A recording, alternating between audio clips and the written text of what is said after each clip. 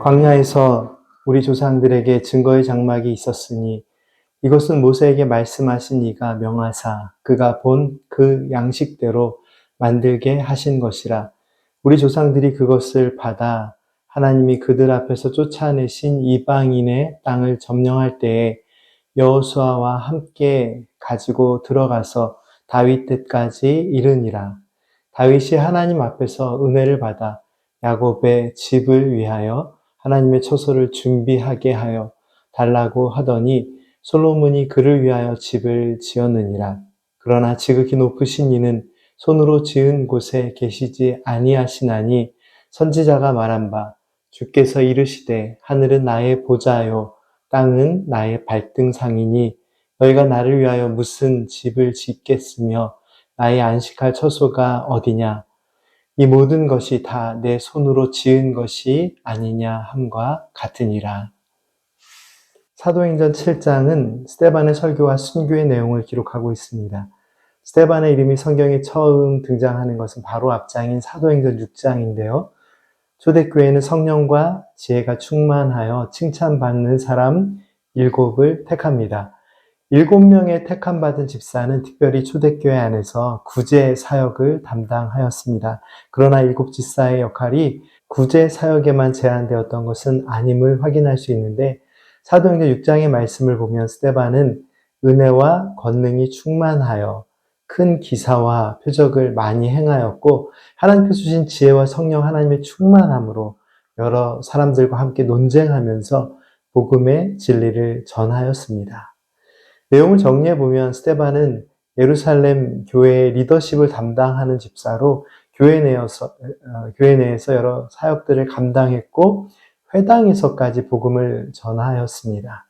하나님께서 주신 지혜와 성령 하나님의 능력으로 회당에서까지 복음을 전하는 스데반을 유대교의 지도자들이 환영할 일은 없었습니다.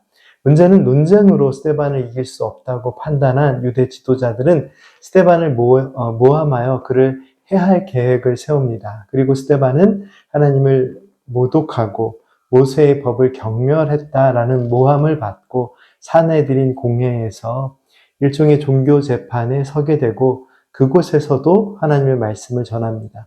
오늘 본문 말씀이 속한 사도행전 7장에 기록된 스데반의 설교의 특징은 이스라엘 조상들에 대한 언급입니다. 스데반은 이스라엘 조상들에 대하여 언급하면서 하나님께서 믿음의 선진들의 삶에 어떻게 역사하셨는지에 대해 설명합니다.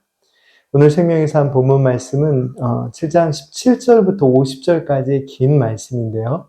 17절 이전까지는 아브라함과 이삭과 야곱 그리고 요셉에 이르는 믿음의 조상들의 이야기를 간략하게 언급하고 있습니다. 17절부터 45절까지는 모세를 중심으로 한 하나님의 인도하심의 은혜를 정리하고 있고요. 45절 이후의 말씀은 이스라엘 백성들의 가장 황금기로 기억되는 역사, 다윗과 솔로몬의 시대에 대한 언급이 있습니다.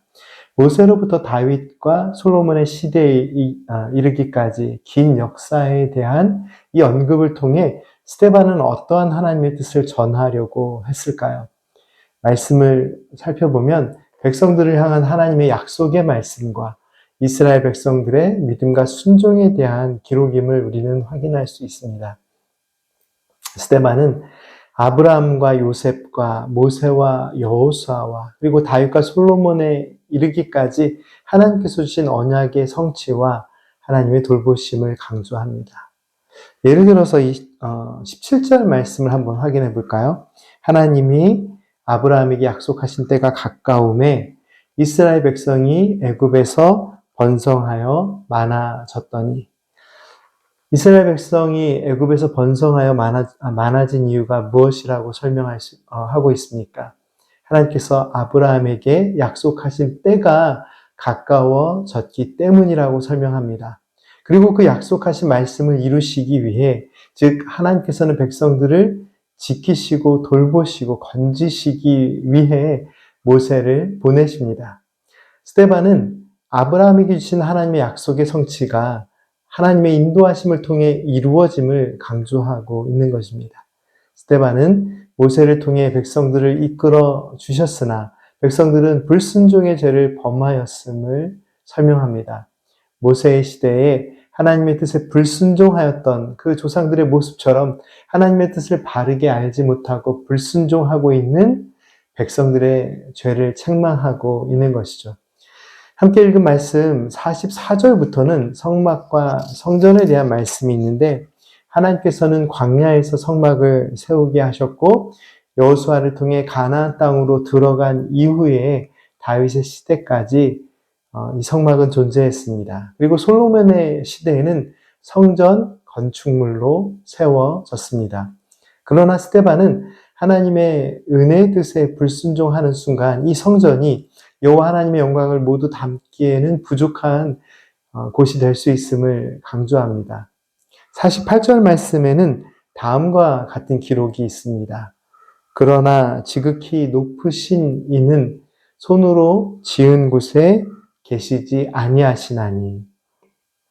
하나님의 영광을 위하여 지어진 성막이나 성전은 하나님의 임재를 상징하는 은혜의 장소이지만 하나님의 뜻에 합당한 신앙과 믿음의 삶을 저버리고 참된 예배가 사라진 그 성전은 하나의 건축물에 지나지 않는다는 것을 스데반은 분명히 강조하고 있습니다. 스데반의 설교의 핵심을 다시 한번 정리해 볼까요? 하나님의 구원의 약속대로 예수 그리스도께서 우리를 구원하시기 위해 오셨으나 주님의 사랑을 부인하고 외면하고 십자가에 못 박히시게 한 인간의 불순종과 하나님의 구원의 뜻을 저버리고 자신들의 종교적 자만에 사로잡혀 있는 이 유대인들의 모습, 그리고 그들이 그렇게 중요하게 생각하는 그 성전이 하나님께 드리는 바른 예배 장소가 아닌 하나님을 향한 온전한 믿음의 삶이 사라질 때 그저 건축물에 불과하다라고 스데반은 지금 강조합니다. 오늘 우리의 삶의 중심에는 하나님의 사랑과 예수 그리스도를 통한 구원의 은혜에 대한 바른 고백이 존재하고 있습니까? 하나님의 임재를 상징하는 성전을 붙들고 살아가지만 그 중심에 하나님의 은혜는 사라지고 십자가의 사랑과 부활의 능력을 외면하는 신앙은 바른 신앙이 아님을 스데반이 전한 말씀을 통해 우리는 다시 한번 확인할 수 있습니다. 오늘 말씀을 생각하며 함께 기도드리겠습니다.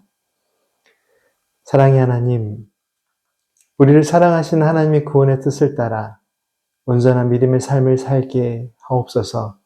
하나님의 말씀에 대한 순종이 저희들의 삶의 중심이 되게 하시고 언제나 살아계신 하나님 앞에 바른 예배를 드리는 저희들이 되게 하여 주옵소서. 예수님의 이름으로 기도드립니다.